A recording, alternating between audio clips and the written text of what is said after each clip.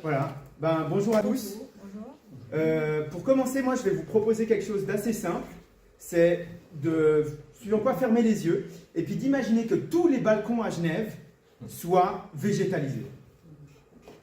Est-ce qu'on arrive à un peu imaginer ce que ça donnerait et puis quels seraient les points bénéfiques à ça? Est-ce que vous auriez des idées de ce que ça pourrait amener? La fraîcheur. De la fraîcheur. Autre chose? Purifier l'air. Purifier l'air, oui. Oui. Ce serait beau, effectivement. Il y a un aspect esthétique qui est assez important. De l'apaisement mental. Le bien-être, oui, c'est aussi un point qui est super important. Et puis, moi, j'ajoute quand même encore un petit point que je trouve super important. Niveau écologique, ce serait super intéressant. Voilà. Bon, c'est bien, vous aviez tous les points que j'avais prévus. Et puis, on va tendre à ça aujourd'hui, ensemble. Créer des balcons végétalisés. Et ça fonctionne, c'est super. Avant ça, je vous propose quand même de me présenter un peu. Super, on voit le truc. Donc, je m'appelle Cyril Bernel. Actuellement, je suis étudiant à l'EPIA en tant qu'ingénieur en gestion de la nature. C'est un terme qu'on n'aime pas trop parce que personne ne gère la nature, à vrai dire. Mais voilà, donc c'est tous ceux qui gèrent la renaturation de cours d'eau, les relevés, faune, flore, enfin voilà. Avant ça, j'ai fait l'huilier. Donc, on voit 5 métiers, des métiers agricoles, des métiers horticoles. Comme job étudiant, je fais paysagiste chez mes petits clients. Et puis, ça, c'est le compte. Il y a un compte Instagram, TikTok et YouTube où je mets des petites vidéos histoire d'apprendre 2-3 choses sur les jardins. Il y aura aussi là, vous avez remarqué qu'on filme. L'idée, c'est que je remette ça sur YouTube. Et puis, comme ça, vous pouvez revoir la présentation au besoin. Voilà. Donc, je vous propose de commencer par une activité parce que moi j'aime bien quand ça bouge, j'aime bien quand on participe. J'ai prévu des petits morceaux de papier et puis il y a des crayons. L'idée c'est que chacun de vous note un mot-clé ou une phrase assez courte, parce que c'est des petits morceaux de papier, sur à quoi, qu'est-ce qui vous inspire ce futur lieu de balcon végétalisé. Est-ce que ça vous tente de faire ça? Oui. Je vous laisse venir par là. Il y a du papier, il y a des stylos.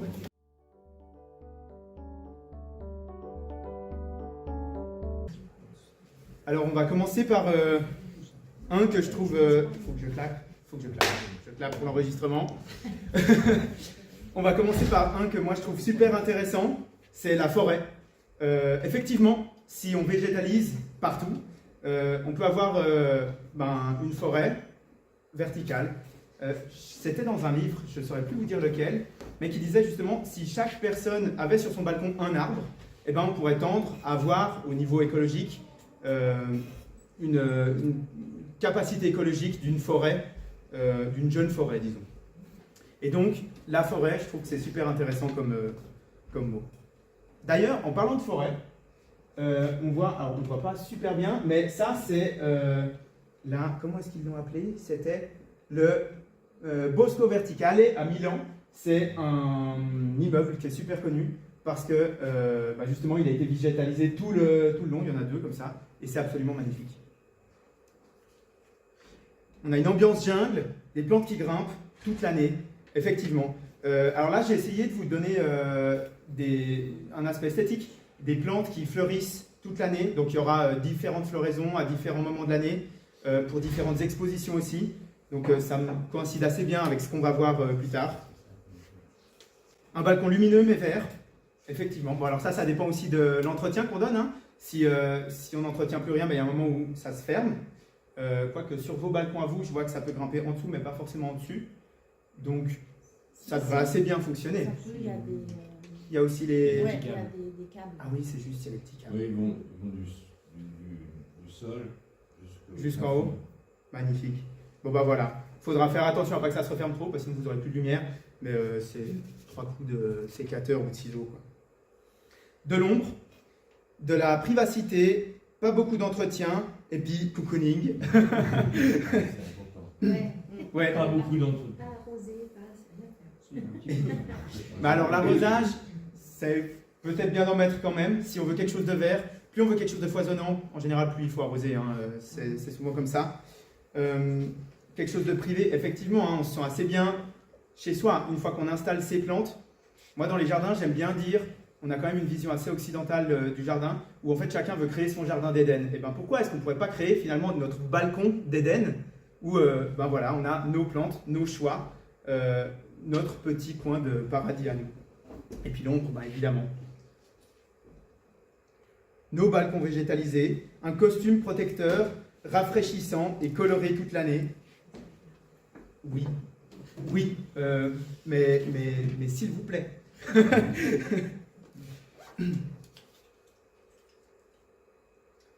Fraîcheur et apaisement, projet déco, envie de passer du temps sur le balcon.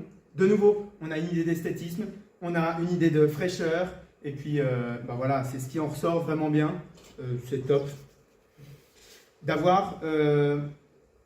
plus proche de la nature, disons, et puis d'avoir un chez-soi qui est plus connecté à la nature. Effectivement, hein, aussi, on arrive en plantant, finalement, on se sent plus inclus au tout. En plus, vous avez vraiment un super extérieur qui donne bien. Donc, ça donnera de nouveau quelque chose végétalisé en bas, végétalisé en haut, et pas juste un gros bloc de béton. Bon, le vôtre, c'est moins un bloc de béton que certains, mais quand même. De la couleur, des odeurs. Il y a des plantes odorantes. D'ailleurs, j'ai choisi des plantes odorantes. Je n'ai pas fait exprès, mais il y en a. Et puis, de la couleur, j'espère que je vous en ai mis assez à votre goût. Du bien-être, beauté, fraîcheur, éco. On est dans le thème. Voilà. Merci. Je vous propose qu'on continue. Donc, de quoi est-ce qu'on va parler ?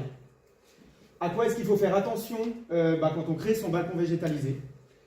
Le matériel dont on aura besoin. On va parler d'arrosage parce que chez mes clients, à chaque fois, on me demande comment il faut arroser. Et puis, quelle plante choisir, évidemment. Parenthèse potager. Et puis, on a une place de questions à la fin. Mais comme on est peu, si vous voulez poser des questions aussi pendant, sentez-vous libre. Donc, à quoi est-ce qu'on doit faire attention quand on crée le balcon? Les températures, forcément, hein, on va pas... Disons que c'est compliqué encore pour le moment. On a le changement climatique qui arrive, mais il y a certaines plantes, par exemple méditerranéennes, qui ne passent pas encore super bien. Donc faire attention aux gènes, mais d'ailleurs pas que les minimales, hein, les maximales aussi. L'été, il fait chaud. L'été, il fait chaud, et puis les racines dans les bacs, suivant quoi, ça brûle. Donc là, je vous ai choisi des plantes qui vraiment sont bien résistantes et qui devraient fonctionner. Je me suis aidé de Google quand j'avais pas trop d'idées. Il m'a proposé plein de plantes. Tout plein. Je pense que plus du 50%, je ne les mettrai pas sur les balcons. Parce que ça ne tient pas. C'est prendre un risque.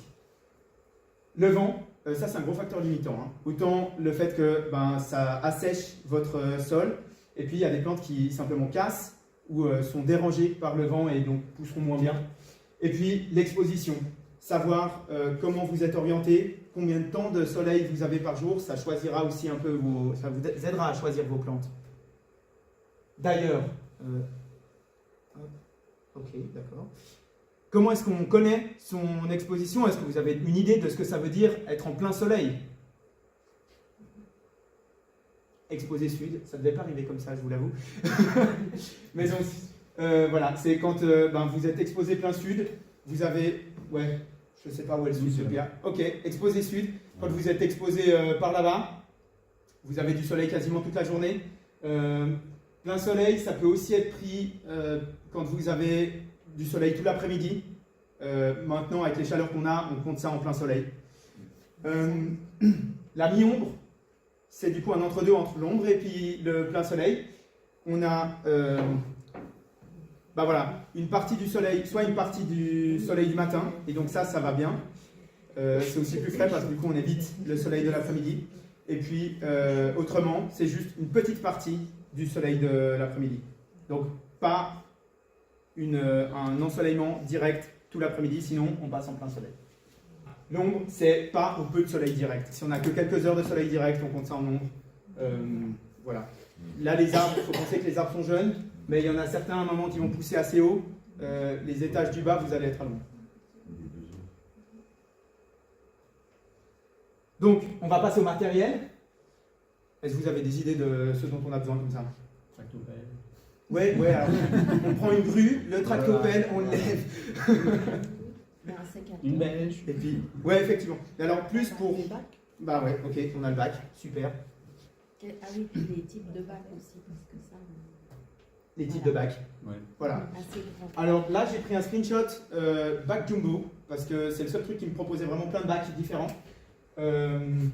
Là, la création de bacs que je vous propose, c'est des bacs qui sont pérennes. Donc on va avoir des plantes qui durent dans le temps. Ou alors des plantes potagères, mais disons que pour avoir un bac pérenne, donc où vous plantez des plantes qui vont rester là, pas quelque chose que vous ressemez chaque année, je vous conseille d'avoir des bacs qui ressemblent un peu à ceux-ci. On les trouve dans n'importe quelle jardinerie. Je ne sais pas si vous voyez bien depuis là. Ceux-ci qui sont plus longs, hein, simplement. L'idée, c'est d'avoir autour de 50 cm de hauteur, c'est bien. 40-50 cm de hauteur, c'est bien. D'ailleurs, on m'a dit à l'oreillette qu'il ne fallait pas que ce soit trop bas pour éviter que les enfants simplement grimpent sur les bacs et puis puissent tenir à la barrière ou quoi. Donc voilà, plus on est haut, mieux c'est. C'était ça, hein. Voilà. Le matériau. 50 cm. Pardon? Matériaux. Matériaux, plastique. Plastique. Plastique, ça fonctionne très bien.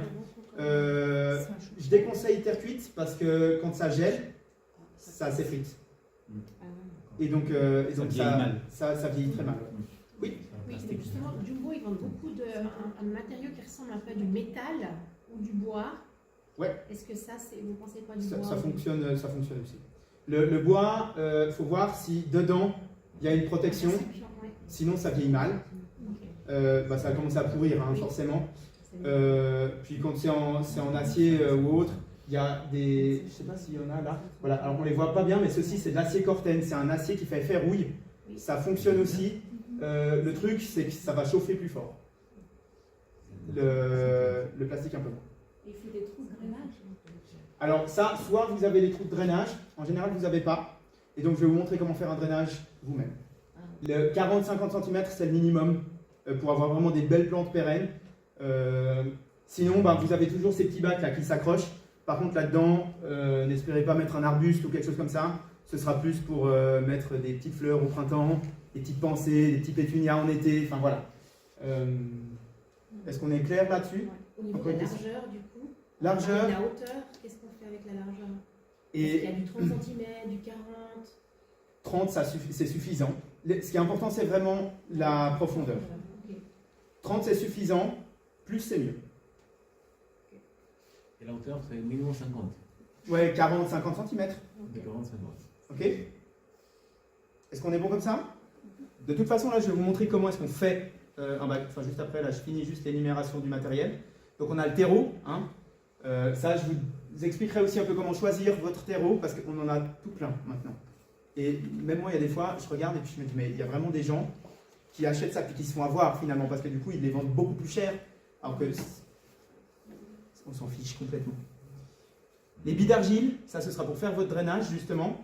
Un géotextile de séparation, c'est un terme un peu barbare, mais justement, c'est pour séparer vos billes d'argile de votre substrat en dessus. Vous allez voir, j'ai un schéma. Des Zoya, vous voyez ce que c'est ou pas du tout? Je vous montrerai ce que c'est. Et puis, des tuteurs, ça, je me suis dit que vous voyez ce que c'était. Très bien. On continue. Donc, pour le bac, on a, en gros, ces trois composants qui sont importants. Celui-ci est optionnel. Donc, le paillage, 2 à 5 cm. Mettez pas beaucoup plus parce que suivant quoi vos plantes, elles sont étouffées, puis ça pourrit au collet, à la limite entre zone aérienne et puis zone racinaire. Donc, n'en mettez pas trop. Si vous voulez en mettre plus, faites une zone où l'air peut passer dans votre paillage. Ça peut être des copeaux aussi ou... Ça peut être absolument tout ce qui vous plaît. Des petits cailloux. Ça peut être des cailloux. Cailloux, ça chauffe. Hein. Ok. Donc moi, je déconseille. Ça ajoute du poids. Si vous voulez les déplacer, ça devient plus compliqué aussi. Je comprends l'effet esthétique, mais c'est pas le top, disons, sur un balcon qui sera déjà bien au chaud. Le substrat, voilà, 35 cm de substrat, c'est bien. Et du coup, il faudra que vous ayez plus puisqu'il faut des bacs assez hauts. Sans tourbe, je vous en parlerai après, mais je vais insister là-dessus. Du feutre de géotextile ou géotextile de séparation, vous allez en jardinerie, vous expliquez que vous voulez faire un bac, ils sauront vous montrer ce que c'est. De toute façon, j'ai une photo après de ce que c'est. Et puis les billes d'argile, une dizaine de centimètres en dessous, puisque vous avez la place, c'est top. Est-ce qu'on est au clair là-dessus? Top. Le choix du terreau. Alors, je ne suis pas sponsorisé par Ricotter, mais c'est une marque suisse qui est super. Voilà, je le dis. Sans tourbe. C'est le substrat ou... Oui, Voilà. c'est le substrat. Exactement. Donc, sans tourbe. Si vous avez des petites plantes grasses, on appelle ça aussi succulentes, ou des cactus, donc des plantes suivant quoi que vous rentrez à l'intérieur en hiver, ou qui arrivent à tenir comme ça. Alors, il y a des terreaux qui sont tout faits pour, où il y a déjà un apport de sable. Sinon, vous pouvez faire un apport de sable. Vous êtes sur des balcons, ça risque d'être salissant. Je vous conseille de prendre directement un terreau fait pour les plantes grasses, succulentes, ou alors les cactus. C'est à peu près le même terreau à chaque fois. La plupart du temps, un terreau universel, ça va très bien. Là, alors c'est un terreau pour balcon et jardin surélevé. Si vous avez envie de mettre un peu plus de sous, c'est bien. Au niveau de la composition, c'est pour payer un peu plus cher, très honnêtement. Un terreau universel, ça fait tout à fait l'affaire.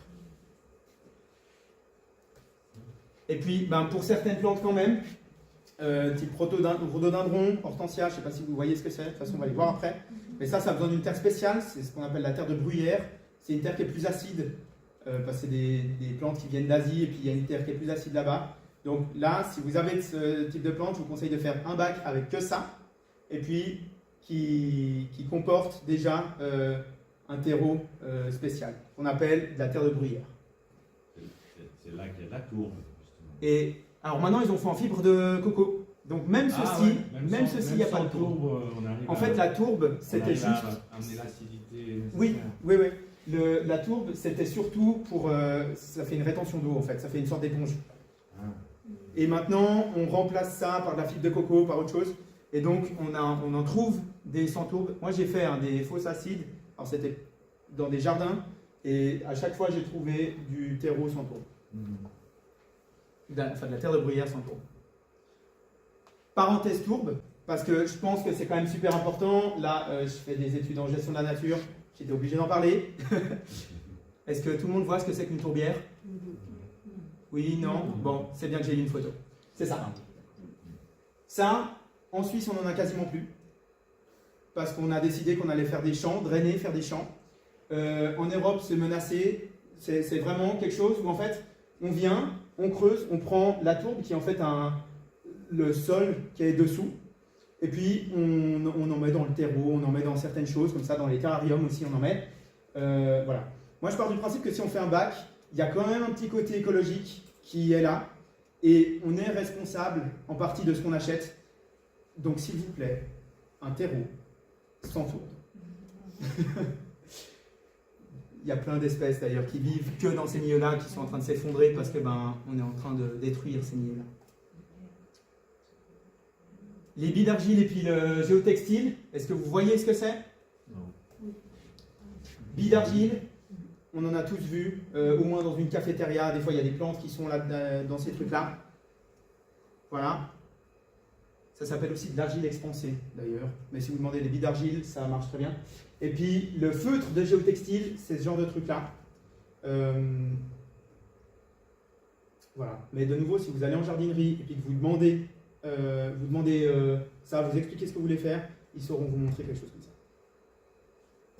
Petite question, le feutre, seulement horizontal ou il doit remonter? Il remonte un petit peu. Un petit peu, mais pas jusqu'en haut du bac, si c'est je pas remets- nécessaire. Non, pas jusqu'en haut. Alors ça dépend. Voilà. Ouais, là. Voilà. Là, on voit qu'il remonte un petit peu. Ouais. Si vous avez justement un bac en bois et qu'il n'y a pas de protection, là, ce feutre-là, il ne suffira pas pour remonter puis protéger jusqu'en haut. C'en est un autre. C'est un autre géotextile quand même. D'accord. Et donc voilà, il faut remonter sur quelques centimètres. C'est juste histoire que ça ne se mélange pas trop, qu'ici ça reste bien drainant et puis que là, ce soit bien du Parce que c'est terreau. quand même un peu perméable. Et oui, c'est perméable. Voilà, mais pas trop. Et ouais. L'idée, c'est que quand vous arrosez, l'eau vient là-dedans, et puis bah, il y a un moment où elle descend, et puis elle arrive là, votre plante, elle ne reste pas détrempée. Parce que si votre plante reste je recommence. Si votre plante reste dans un sol détrempé, il n'y a plus assez d'oxygène, les racines pourrissent, et puis en fait, on asphyxie la plante comme si nous, on s'étranglait, quoi. Et en On se faisant noyait. comme ça, il n'y a pas besoin de faire des trous dans le bac? Non. Ok. Donc soit vous faites des trous, les faites pas forcément tout en bas. Alors là, il montre quand même qu'il y a des trous.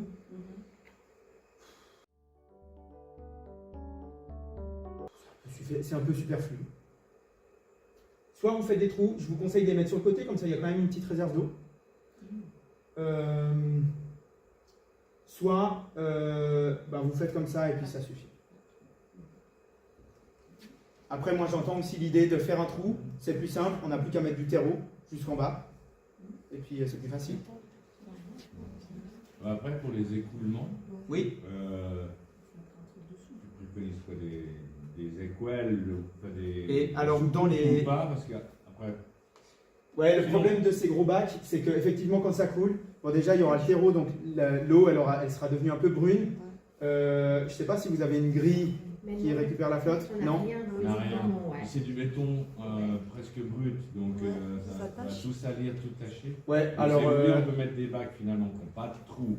vaut Et puis mieux. on fait un arrosage évidemment adapté pour pas que ça Ouais. loge et ça pourrisse.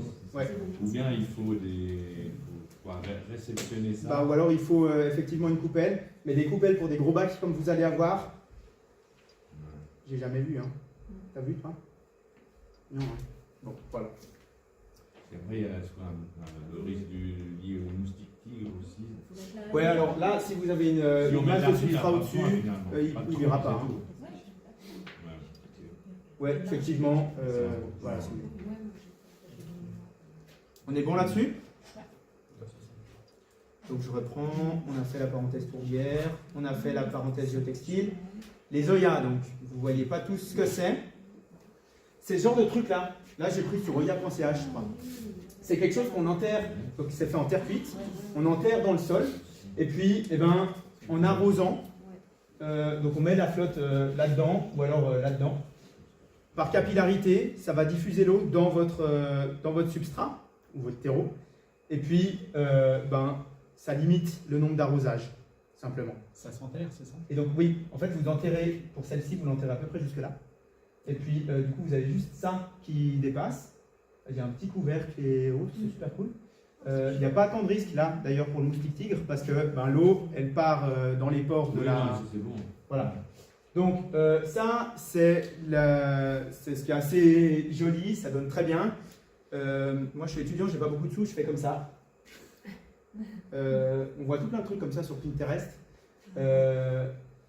Ça fonctionne aussi. Ça fonctionne aussi. Ça diffuse forcément moins longtemps que les Oya, mais ça fonctionne tout à fait. Du coup, il y a des trous. Ouais, vous faites des trous dans une bouteille Ok. et puis ça va très bien. Sinon, vraiment, hein, l'arrosoir, ça fonctionne aussi. Hein. C'est juste, voilà, si vous partez en vacances, ce genre de choses-là, ça peut être cool. Ça se diffuse. Parce que puis vous êtes sûr que ça allait bien en profondeur, ça peut être pas mal. Arrosage, parce qu'on pose toujours la question donc. Et j'ai toujours la même réponse, ça dépend. Ça dépend de votre temps à disposition, ça dépend de la saison, ça dépend des plantes. Chacun a sa façon de faire. Il y en a qui feront avec les Oya, il y en a qui feront avec les bouteilles percées, il y en a qui feront avec les arrosoirs, il y en a qui feront autrement, et je ne sais pas trop comment, mais il y en a qui feront autrement. Voilà, chacun a sa façon de faire. Le seul petit... Allez, j'ai 2 tips à vous donner. Le premier, c'est qu'il n'y a rien qui vous empêche de toucher la terre. C'est le plus gros indicateur. Hein. Quand on ne sait pas, on touche la terre, c'est complètement sec, c'est qu'il n'y a pas assez de flotte. C'est détrempé, j'ai mis trop d'eau. Jusqu'ici, c'est assez simple. Et puis, évidemment que si vous avez des plantes qui demandent peu d'eau, vous n'allez pas les détremper. Vous essayez de garder votre bac sec un peu plus longtemps. Si vous avez des plantes qui demandent bien de l'eau, comme les hortensias par exemple, là, ça peut rester frais tout le temps. Frais, c'est très difficile à expliquer de façon théorique. Il faudrait que je vous fasse toucher ce que c'est que frais. Un substrat frais, c'est pas humide, c'est pas sec. C'est l'entre-deux. Faut toucher. J'ai pas d'autres trucs à vous donner, faites vos expériences. Ça vient assez vite. Hein. Je vous propose une activité, parce que moi, en classe, j'en ai marre de ne pas bouger. Donc voilà. Là, l'idée, c'est que vous vous levez quand vous vous reconnaissez dans la phrase qui sera écrite et que je vais énoncer. C'est super simple. Donc, je souhaite végétaliser mon balcon. Là, si vous ne voulez pas tous, c'est que j'ai rien à faire là.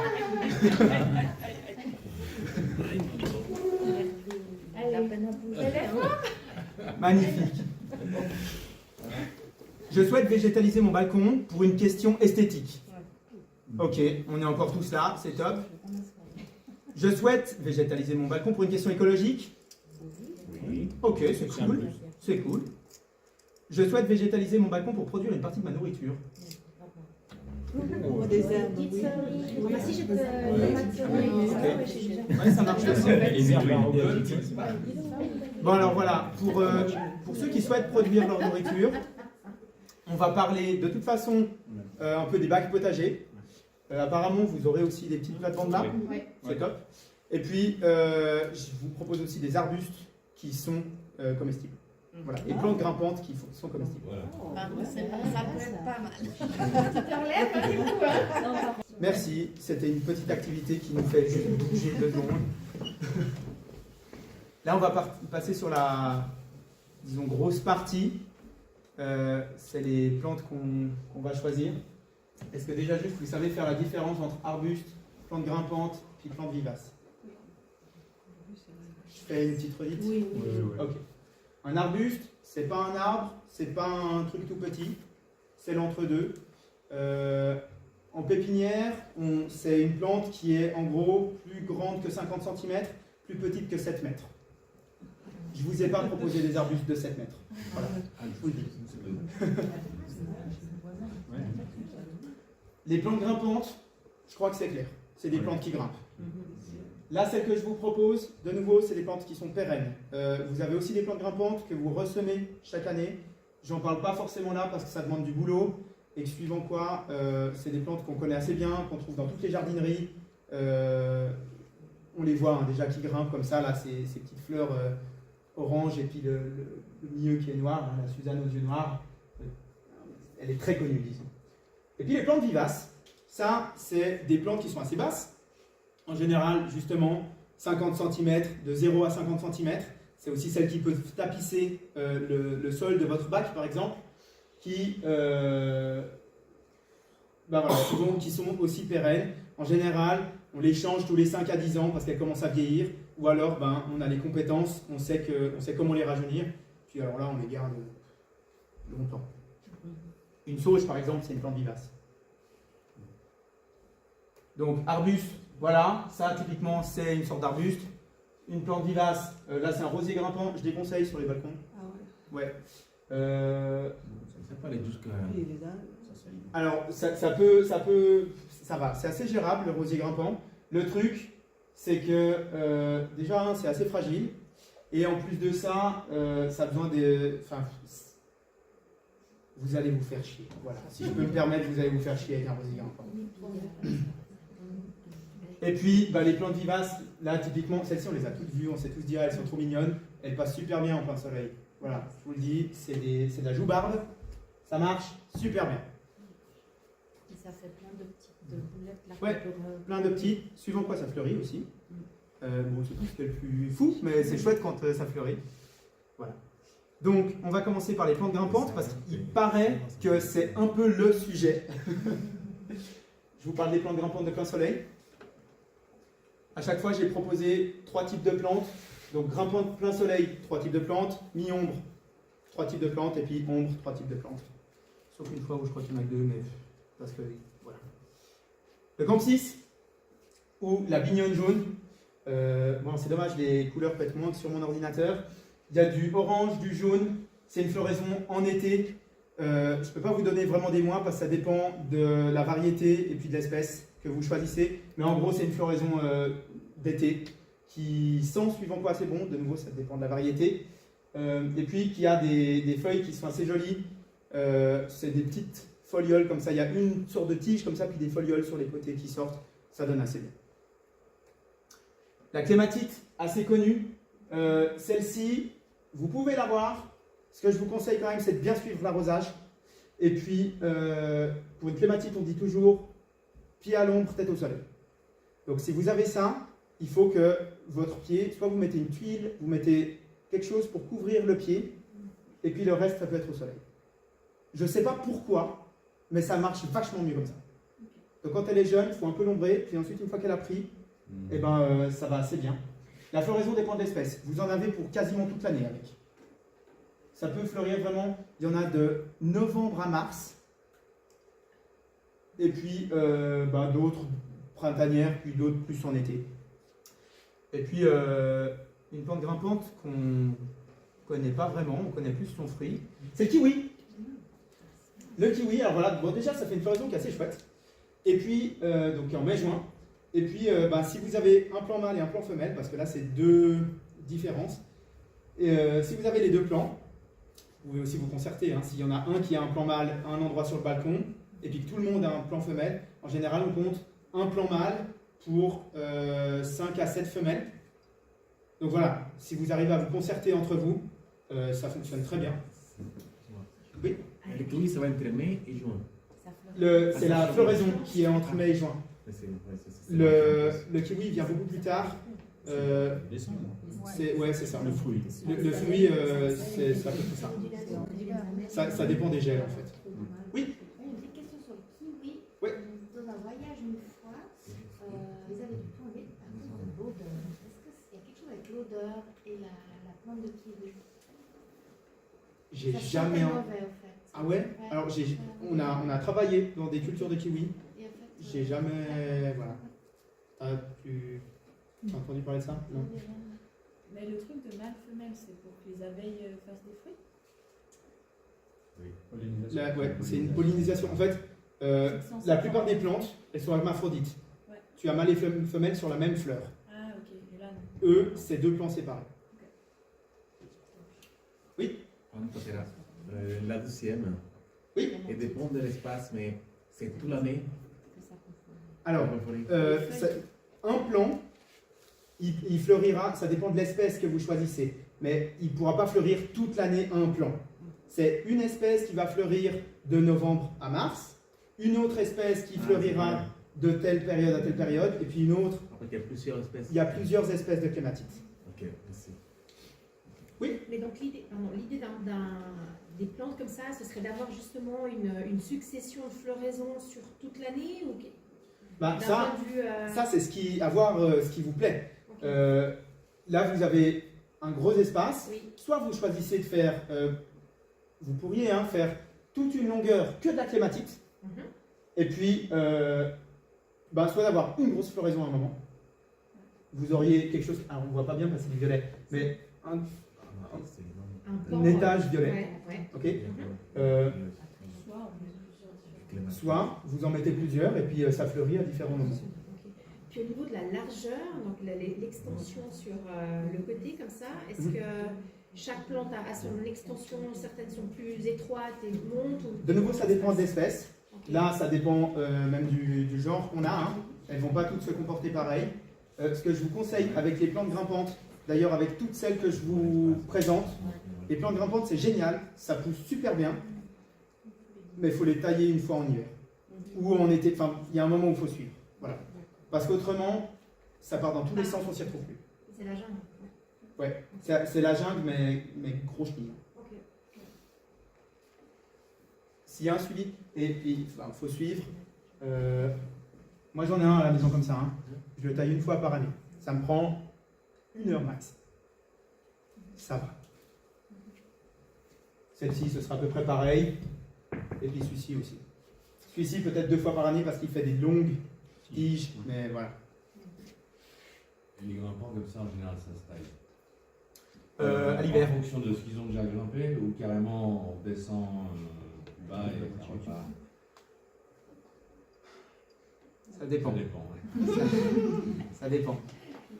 c'est la réponse. Vous aurez, bah ouais, mais oui, Oui, non, mais évidemment. vous aurez la taille d'été où là, ben, en fait, vous trouvez qu'elle prend trop d'espace et là, vous taillez un peu comme vous voulez, c'est égal. Ok. Par contre, si vous avez une floraison en été et que vous taillez fin de printemps, vous attendez pas à avoir une floraison. Hein. Vous allez couper les bourgeons à fleurs. Il faut couper avant, du coup. Ouais. Faut couper en hiver. Ok. Et puis en hiver, par contre, là vous pouvez revenir sur la tige qui a poussé pendant l'année. Ok, elle aura perdu ses feuilles, vous allez voir votre tige.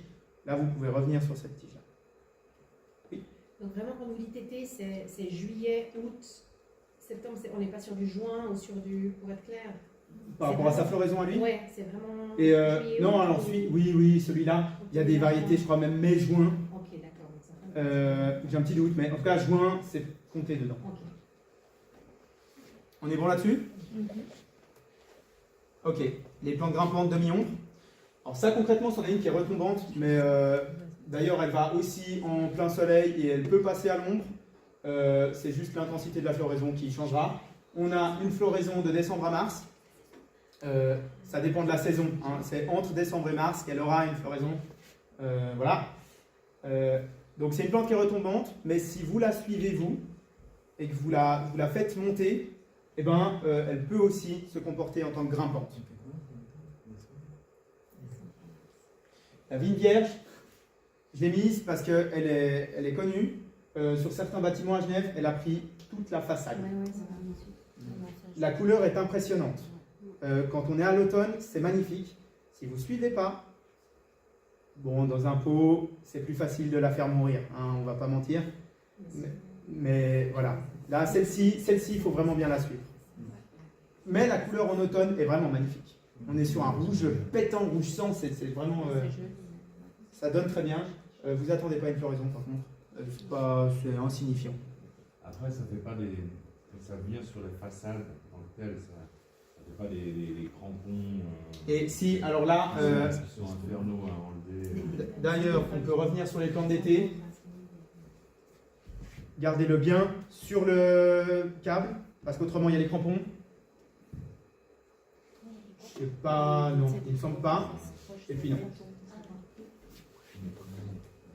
Hop, jasmin d'hiver, vous n'avez pas de problème de crampons, de toute façon il va redescendre si vous ne le tenez pas. La vigne vierge, elle fait, en fait c'est des petites ventouses qu'elle fait, qui se décrochent jamais. C'est quel est mois qu'il a changé de couleur, celui-là, la deuxième. C'est à l'automne. Ça dépend de nouveau de quand il fait froid. Ah, Au moment où il fait froid, la sève redescend et donc il y a des couleurs qui apparaissent qu'on ne voit pas au départ parce que quand elle fait sa photosynthèse, la fleur, la feuille, elle est toute verte parce que les organismes de la photosynthèse sont verts. À partir du moment où on enlève la sève, ces organismes-là meurent et donc on voit les coloris de la feuille sans cette zone photosynthétique. C'est un peu compliqué, mais voilà, dans l'idée. Ça, je crois que c'est ma grimpante préférée. Mais alors vraiment, c'est l'Akebi. Le fruit est comestible. Elle passe plein soleil, mi-ombre, ombre. Donc je l'ai mise à la mi-ombre. Elle fait des petites fleurs comme ça en avril. Alors de nouveau, c'est violet, on ne voit pas super bien, c'est dommage. Qui sont assez mignonnes. Et puis sinon, c'est surtout la feuille qui est assez jolie. C'est 5 petites folioles comme ça, on dirait des petites mains partout. Et le fruit, ça ressemble à une banane assez large, petite, violette, qui s'ouvre à l'automne. Et dedans, vous avez des sortes de graines de chia quand elles ont pris de lait là ou autre, qui ont un goût un peu vanillé comme ça. Et ça se trouve facilement. La kébi? Ouais. Assez. Assez. C'est juste que c'est peu connu. Mais là, c'est en train de devenir la mode. Et puis, à Lullier, ils en ont. Voilà. Si jamais. Je l'avais oublié. Pour avoir des fruits, il faut avoir 2 plants minimum. Parce qu'il y a besoin d'une pollinisation croisée. Si vous n'avez pas ça, oubliez les fruits. Après, elle est jolie aussi, ça. Il faut dire ce qu'il y a. Les plantes grimpantes d'ombre, est-ce que ça vous intéresse aussi ou vous n'avez pas tant d'ombre que ça? La coda, mais pas nous. Hein. Ça marche. Bon, alors il y a les chèvrefeuilles qui passent un peu partout. Eux, ils ont un pignon là. Ouais. Mario, au niveau orientation, tu disais sud. Oui, là-bas. Ouais. Le sud, Donc c'est le nord, nord. nord, nous on n'a pas de nord-nord. Quoi. Ouais. Ça marche. Bon, alors, il y en a quand même quelques-unes qui vont à la mi-ombre. Chèvrefeuille, il va à la mi-ombre aussi. D'ailleurs, il passe aussi au plein soleil. Ça dépend des espèces. L'hortensia grimpant, il passe à la mi-ombre, pas en plein soleil, mais il passe à la mi-ombre et il est vraiment très classe. C'est une grimpante qui est très classe, qui demande peu d'entretien. Celle-ci, elle ne vous posera pas trop de problèmes. Et puis, le lierre qu'on connaît tous. Hein, là. Donc, il y a des lierres panachés, des lierres normaux. Top pour la biodiversité si jamais vous arrivez à avoir un plant adulte qui fait des fleurs. C'est une floraison d'octobre à novembre. Pour les abeilles, c'est top, parce que c'est le moment où elles n'ont plus à manger, mais qu'elles sont encore là. Faut que j'aille plus lentement. Je lui passerai. Ça marche. Alors, oui. Oui, juste le chèvrefeuille, Oui. il a que des fleurs en été, le reste de l'année, il conserve ses feuilles. Ça dépend des chèvrefeuilles. Il y a des chèvrefeuilles grimpants qui gardent leurs feuilles l'hiver. D'autres, enfin la plupart pas. C'est le chèvrefeuille de Henri qui garde ses feuilles en hiver. Et qui tient en été en plein soleil ou Et, pas Henri? Pas envie. Non, mi-ombre. Hein. Pas Henri. Ouais, mi-ombre. Du moins, je ne l'ai pas vu en plein soleil, donc j'éviterai. Ça marche? Arbuste de plein soleil. Là, je vous l'ai mis en latin, le nom, comme nous, on les a appris à l'huilier. Parce que c'est cette variété-là, donc ça, c'est la variété, qui est faite pour les balcons. Si vous prenez sans ça, juste Cotinus cogigria, c'est un machin, ça fait 4 mètres de haut, et ça ne va pas sur les balcons. Donc voilà, celui-ci, il reste à 1 mètre à peu près. Puis c'est une floraison un peu vaporeuse comme ça, de mai à octobre. Ça c'est chouette. Voilà. Le cornouiller mâle, super pour la biodive. Il a des fruits comestibles. Il fleurit février-mars. Ils sont en pleine floraison maintenant. Ils sont à peu près dans tous les talus au bord des routes. Vous voyez des fleurs jaunes. Soit c'est très pétant, très horticole, c'est du forsythia qui n'apporte strictement rien à la biodiversité, je le dis. Et celui-ci qui est un peu moins flashy, plus naturel et qui nourrit les abeilles au moment où il y a encore peu de fleurs. Là, on arrive sur la fin de floraison pour celui-ci parce qu'on a eu des chaleurs assez tôt dans l'année. Et puis c'est récupéré par tous les cerisiers à fleurs qui prennent et autres. Donc voilà. Fruit comestible une fois blé. C'est un fruit sauvage. Voilà. Le romarin, c'est un basique, mais qui tient en plein soleil, qui tient bien sur les balcons. Il y a des variétés qui sont retombantes. Ça peut être cool aussi sur vos bacs, parce que justement, vous aurez quelque chose de haut. Pensez au fait qu'il faut couvrir votre bac, pas que ce soit juste un bloc. Des plantes retombantes, c'est bien. Autant celle-ci que celle que je vous ai montrée avant, là, le jasmin d'hiver, c'est cool aussi d'en avoir quelques-unes à un moment ou à un autre. J'ai mis floraison en avril, mais cette année j'en ai vu en décembre des fleurs. Il est paumé en ce moment. C'est Oui. comestible, c'est-à-dire c'est le romarin qu'on Le romarin, oui. Oui, oui. Autant le retombant que le normal, c'est du romarin. Voilà. Mais ça, c'est très envahissant, non aussi. Non. Non. Non, alors ça Dans va. les bacs, Ça va. Oui, oui, dans les bacs, alors il va se plaire. C'en est un qui va vraiment se plaire, donc il va prendre de la place. Mais comme vous risquez de l'utiliser pour la cuisine, Ah vous oui. coupez les petits bouts et puis ça va. Sinon, celui-ci il craint pas la taille, donc vous pouvez y aller quoi. Une fois en hiver, clac clac clac, vous laissez juste quelques sortes de feuilles comme ça un peu coriaces là, et puis il repartira. Attention, hein, je vous dis pas, quand il arrive, vous le trouvez un peu trop gros, vous ne le ratiboisez pas juste quand il arrive. Parce que là, c'est un peu le moment chaud. Et une fois qu'il est implanté, vous pouvez y aller. Arbuste de mi-ombre, super connu, un basique. Voilà, il se tient très bien en pot. Il va aussi à l'ombre, mais bon, du coup, vous n'avez pas tant d'ombre que ça. Le viande boule de neige, c'est un arbuste qui est assez sympa. Par contre, ici, il faut suivre au niveau de l'arrosage. Et puis, si vous êtes trop exposé au vent,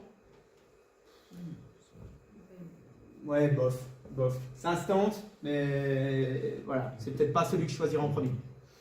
Et puis, la mélanchier, fruit comestible, il prend vraiment une... Là, ça va arriver en fleur hein, d'ici peu, parce qu'on est un peu décalé sur la saison. Il va arriver tout en fleur, il devient tout blanc. Les fruits sont comestibles, ça ressemble à des petites myrtilles qui sont meilleures que des myrtilles. Voilà, je ne peux pas vous dire autrement. Que dire de plus? Il y a des variétés, enfin des espèces qui sont indigènes. Pour la biodive, c'est top. Voilà, et les fruits sont tout aussi bons. Et la variété indigène, elle tiendra aussi super bien en plein soleil. Oui. C'était ma question. Est-ce qu'il y avait une variété qui pouvait tenir en plein soleil? Ouais. La variété indigène, elle tient en plein soleil. Okay. À faire attention, celui-ci, si vous en voulez, vous demandez à votre jardinier, enfin à la jardinerie ou autre, parce qu'il y en a certains qui demandent une terre de bruyère. Vous vous souvenez, je vous en ai parlé un peu plus tôt. Ouais. Certains demandent, d'autres pas. Voilà. Souvent, c'est la mélanchier de la marque qui demande une terre de bruyère. Les autres, en général, pas trop. Les arbustes d'ombre, on les passe aussi parce que du coup, vous n'avez pas. Mais il y avait les connus, hein, rhododendron et puis hortensia. Hortensia, mi-ombre, ça passe aussi, hein, mais terre de bruyère. Rhodo, avec les chaleurs qui vont commencer à arriver, j'évite. J'évite parce qu'il commence à peiner comme il faut. Et puis hortensia, si jamais vous voulez en mettre, c'est vraiment juste à la mi-ombre et il faut suivre avec l'arrosage. Mais c'est presque quotidien. Hein, voilà. Et puis pour terminer, les plantes vivaces de plein soleil, Gora, on la voit aussi pas mal sur les ronds-points. En ce moment, elle est assez à la mode. Ça fait un peu un feu d'artifice blanc, rosé comme ça. Vous avez des espèces qui sont aussi violettes, un peu plus petites. Voilà, c'est quelque chose qui donne du volume, qui donne assez bien. Floraison très très longue. L'orpin âcre, c'est un tout petit truc. C'est une toute petite plante grasse qui, quand elle se plaît, fait des sortes de tapis comme ça, des coussins. Et quand il se met à fleurir, ça donne vraiment ça. Là, c'est pas du Photoshop ou autre, ça donne vraiment quelque chose comme ça. Ça donne super. Elle est indigène, donc top pour la biodive. Et puis, ça on connaît, hein, la lavande. C'est un basique, ça sent fort. Ceux qui n'aiment pas la lavande, mettez pas de lavande. Mais voilà, selon quoi on peut utiliser aussi pour faire un sambon aux toilettes ou je sais pas trop quoi. Oui. Mais pour l'orpin, oui. Est-ce que c'est des plantes qu'on peut mettre, par exemple, si on met un arbuste, si on met ça en dessous, ça va pas étouffer la plante? Et non, justement, tu auras celles-ci, ces racines, elles vont être très très superficielles. Ton arbuste, il sera en dessous. Okay. L'idée, c'est d'avoir sur vos bacs, si vous avez des jolis bacs disons d'1 mètre de long, vous arrivez à mettre, disons, en tout cas, une plante grimpante ou un arbuste, et puis des vivaces. Ça peut donner vraiment super bien. Si vous avez une plante grimpante, n'hésitez pas à mettre une vivace comme ça, parce qu'elle va prendre du volume, là où la plante grimpante ne sera pas, parce qu'elle sera au-dessus. Et puis, encore à côté, alors un petit peu plus loin, hein, peut-être, vous avez votre plante vivace, votre plante grimpante qui est là, votre gorin qui peut être là, qui fait un peu feu d'artifice aussi, et puis de l'autre côté, pour pas que ce soit gêné, vous aurez votre coussin jaune. Voilà, c'est une idée qui peut être faite. La lavande, c'est connu, voilà. Très mellifère, donc ceux qui ont un peu peur des abeilles ou autres, voilà. Abeilles, bourdons, elles aiment. Moi, je vote pour. Hein. Hop, vivace demi-ombre. Celle-ci, elle va aussi en plein soleil. Elle est un peu plus grosse, mais ça fait aussi une sorte de coussin comme l'orpin qu'on a vu juste avant. D'ailleurs, elle se plaira un peu plus en plein soleil qu'à la mi-ombre, mais il fallait que je la mette quelque part. Et puis, j'avais déjà des jolies plantes pour plein soleil. Donc, elle va à la mi-ombre et elle tient à la mi-ombre. La floraison sera juste un peu moins spectaculaire que là. Elle pourrait même être à l'ombre, mais il n'y a plus que quelques fleurs qui sortent. Le chair. Alors, vous avez des œufs chairs qui sont pourpres, comme celle-ci, d'autres qui sont vertes. Là, je l'ai choisi parce que justement, je trouve ça intéressant aussi de changer, pas que les floraisons, mais les feuillages aussi. Il y a tout un aspect graphique. Là, on est vraiment sur quelque chose d'assez pourpre. Il y a une floraison en juin-juillet, c'est pas le plus intéressant. Vraiment, la feuille est très jolie. Celle-ci, vous l'avez probablement déjà vue dans des sortes de terrines comme ça en automne. il y en a souvent dedans. Et puis le géranium Rosanne, je pense que c'est une de mes vivaces préférées. Celui-ci, il va autant au plein soleil, mi-ombre qu'à l'ombre. Moins il a de soleil, moins la floraison est spectaculaire. Mais vous avez vraiment une floraison de mai à octobre et aussi dense que ça. Et c'est, alors si vous demandez juste un géranium, ils n'auront pas forcément celui-ci. La floraison est moins longue et suivant quoi, tout aussi spectaculaire mais moins longue. Celui-ci, c'est le géranium qui a la plus longue floraison qu'on ait pour le moment. Voilà, c'est le Rosanne, il est super. Et puis bah voilà, ensuite il restait les vivaces d'ombre. La bugle rampante, c'est quelque chose qu'on trouve en forêt chez nous. La petite pervenche, celle-ci, elle passe aussi plein soleil, mi-ombre. Un petit peu moins plein soleil, mais quoi qu'elle se tient. Il y avait aussi juste la pervenche, c'est des fleurs plus grosses. La pervenche fera des fleurs comme ça, la petite pervenche fait des fleurs comme ça. Il y a du violet, du blanc. Je crois que c'est à peu près tout. Avril-mai. Ça, c'en est une qui tapisse. Donc si vous voulez justement quelque chose qui recouvre votre bac, qui redescend suivant quoi un peu, ça donne bien. Et puis pour terminer, le saxifrage des ombrages, ça parle de lui-même, il a une floraison qui est assez sympa. Et puis en fait ce que j'aime bien chez lui, c'est la forme des feuilles. Voilà. Est-ce que jusqu'ici tout va bien? Ça me fait beaucoup d'informations d'un coup. Oui, bien sûr. Et tout ce qui est aloe vera et tout. Alors ça tient pas l'hiver. Tu peux. D'ailleurs, j'ai pas fait de parenthèse parce que je me disais qu'on serait short niveau temps. On est short niveau temps. Mais toutes vos plantes d'intérieur, si vous voulez les passer en extérieur, il y en a ça marche, d'autres ça marche pas. Mais par exemple, Monstera, Ficus, et puis aloe vera, ça va aussi. Toutes celles-ci, vous pouvez les passer à l'extérieur, mais si vous les passez trop fort, trop vite, ça va brûler. Il y a trop de soleil. Il faut comprendre que vos vitres, elles filtrent énormément des UV qui passent dans votre pièce. Et donc, si vous les mettez d'un coup, la plante, elle ne s'adapte pas, ça brûle. Enfin, ça brûle. Vous n'aurez pas un brasier. On appelle ça des brûlures sur feuilles, ça devient brun et ça meurt. Donc, si vous voulez faire ça, vous sortez d'abord peut-être 1 heure dans la journée, puis vous la rentrez. Enfin voilà, c'est assez long.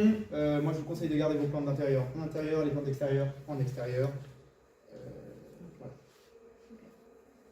Ok, comme ça. Dernière petite parenthèse. Et puis après, on arrive doucement au bout. Les potagers, je pense qu'il y en a quand même quelques-uns d'entre vous qui voudront faire des bacs potagers. Ça, c'est le quartier des Temps. Je ne sais pas si vous voyez où il est, à côté de Valexer. Ils ont fait des cultures maraîchères sur les toits. Ça fonctionne tout à fait. Culture maraîchère sur un toit, concrètement, c'est juste un gros bac. Hein. Donc, vous pouvez faire à peu près n'importe quoi. Si vous avez trop de vent, évitez de choisir des tomates parce que ça risque de se casser la gueule. Mais concrètement, les légumes, faites vos tests. Les salades, ça ne marchera pas en été, il fera trop chaud. Je vous le dis tout de suite. Il faut faire des salades de printemps, des salades d'automne, des salades d'hiver. Mais en été, il fera beaucoup trop chaud, ça montera tout de suite la graine. Pour le reste, faites vos essais. En général, ça fonctionne plutôt bien. Si vous avez un suivi niveau arrosage, niveau engrais, on est bon. Ok? Voilà. Je vous remercie de m'avoir écouté. Si vous avez des questions, des remarques, n'hésitez pas. Voilà.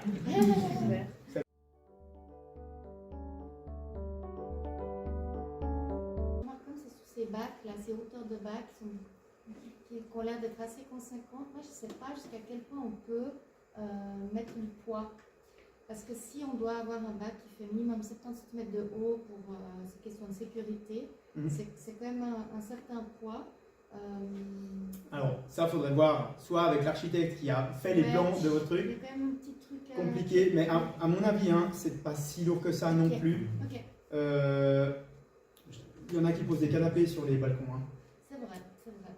Puis ça tient. Des canapés où on s'assied dessus. Voilà.